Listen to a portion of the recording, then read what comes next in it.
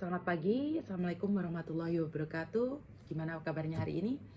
Matahari sangat terik di luar sana dan cuaca hari ini adalah 13 derajat, jadi lebih lebih hangat ya dibandingkan dengan kemarin. Oke, jadi akhir-akhir ini kita sudah baca dari media-media ya, dan mengatakan bahwa Konsulat Indonesia juga semalam mengadakan live tentang gimana perlindungan selama pandemi. Dan sekarang ini kita merasa ketakutan dan putus harapan ya. Kita hari-hari ini adalah punya rasa lebih tegang, lebih nggak karu-karuan, lebih menyalahkan keadaan. Jadi kita saat-saat ini merasa tidak percaya diri dengan adanya pandemi ini ya.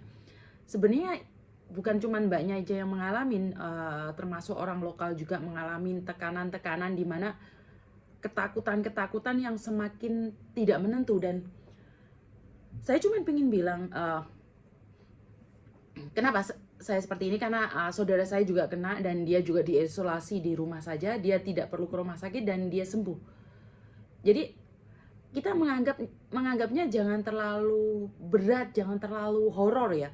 Jadi kita boleh punya rasa ketakutan itu, tapi setidaknya yang sewajarnya saja. Kemarin saya juga sempat berbicara dengan Mas Andro. Di Indonesia aja karantinanya cuma 5 hari. Jadi orang Indonesia punya rasa takut yang nggak semendalam orang Hong Kong. Jadi orang Hong Kong ini lebih punya rasa panik yang nggak karu-karuan. Dan kita jadi saling curiga satu sama lain ya Mbak ya. Saat ini tuh, kamu deket sama aku, ntar kamu itu. Posisi saya saat ini adalah saya punya batuk ya, sedikit-sedikit serak gitu. Jadi saya merasa tidak pede juga saat saya gini aja orang udah pada lari gitu. Jadi sekarang ada rasa curiga satu sama lain, ada rasa tidak percaya diri, ada rasa yang tidak menginginkan orang lain. Jadi karena ketakutan itu. Dan lebih lagi orang Hong Kong yang mereka lebih sensitif ya, yang mereka tidak punya kepercayaan pada orang lain. Jadi efeknya pada mbak-mbaknya yang saat ini lagi bekerja, apalagi yang sekarang posisi diisolasi, dan terlalu, saya tidak bisa bicara bahwa majikan itu paniknya terlalu, tapi dalam kondisi seperti ini lihat aja, cek di mana-mana sampai baitonya sepanjang itu, sampai kita pun nggak tahu harus seperti apa gitu loh. Jadi kecurigaan itu semakin mendalam ya, satu sama lain semakin saling curiga, saling tidak mengerti, saling punya rasa takut, saling kepercayaan ini intinya nggak ada ya. Dan kenapa ketakutan itu sangat mendalam? Karena mungkin dari pengalaman corona yang dulu itu lebih ngefeknya lebih parah ya.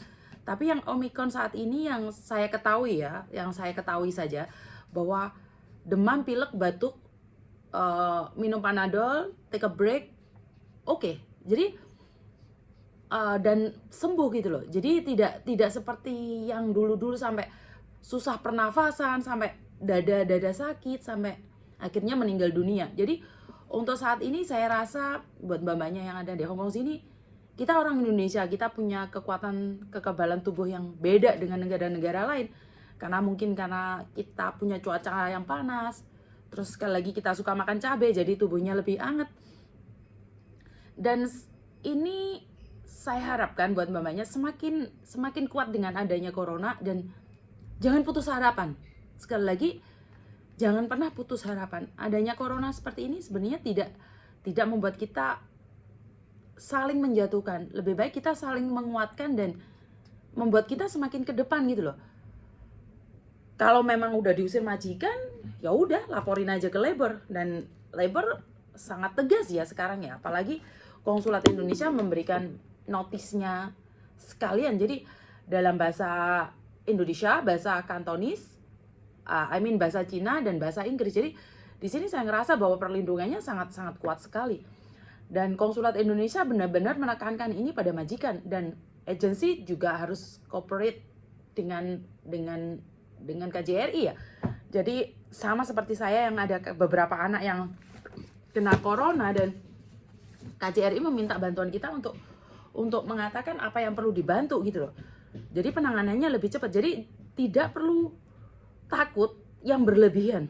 Sekarang itu kita punya ketakutan yang berlebihan, ketakutan yang kita nggak tahu apa yang terjadi. Jadi kita selalu, oh kalau kita keluar ntar kita kena, atau kalau kita libur ntar kena. Sebenarnya sekali lagi itu juga dari majikan juga ya, karena majikan memang sangat-sangat sensitif. Begitu juga dengan saya. Sebenarnya saya ada rasa takut saya, tapi saya percaya bahwa selagi saya bersih, pakai masker, cuci tangan setiap saat, dan pakai alkohol. Jadi yang penting jaga kebersihan. Kalau memang kita udah menjaga semaksimal mungkin dan kita kena, ya wallahu a'lam ya, kita nggak bisa memprediksi apa yang terjadi sama kita. Tapi setidaknya kita udah mencoba yang terbaik. Kecuali kita bilang, bodoh amat corona, kita nggak usah pakai masker, nggak usah cuci tangan. Itu namanya nantang. Jadi itu seorang pemberani yang nantang menurut saya. Jadi untuk saat ini saya cuma pengen bilang, takut karena ancaman corona, takut karena yang berlebihan, saya rasa itu jangan terlalu. Tapi kalau kalian takut untuk menyelamatkan diri, contohnya karena takut keluar ntar takut corona, sebenarnya bagus juga. Jadi ketakutan yang ada dua ya Mbak ya, ketakutan yang menjatuhkan dan ketakutan yang membuat kita lebih baik lagi. Jadi kalau ketakutan yang nantang, sepertinya oke, di jalan ada mobil nggak, siapa takut, terjang aja mobilnya, bener nggak? Tapi kalau kita, ada mobil nih, kalau aku nyebrang ketabrak, jadi itu takut yang masuk akal. Sorry, aku batuk soalnya. Jadi sekali lagi aku cuma pengen bilang bahwa tidak ada rasa takut yang berlebihan. Kita saling menguatkan di sini. Intinya coronanya jangan dibuat seolah-olah dunia ini sudah berhenti, dunia ini putus harapan. Dan saya rasa buat mbak-mbaknya ada di Hong Kong, tetap percaya bahwa semua akan berlalu dan indah pada waktunya. Itu saja dari saya, terima kasih dan selamat pagi. Wassalamualaikum warahmatullahi wabarakatuh.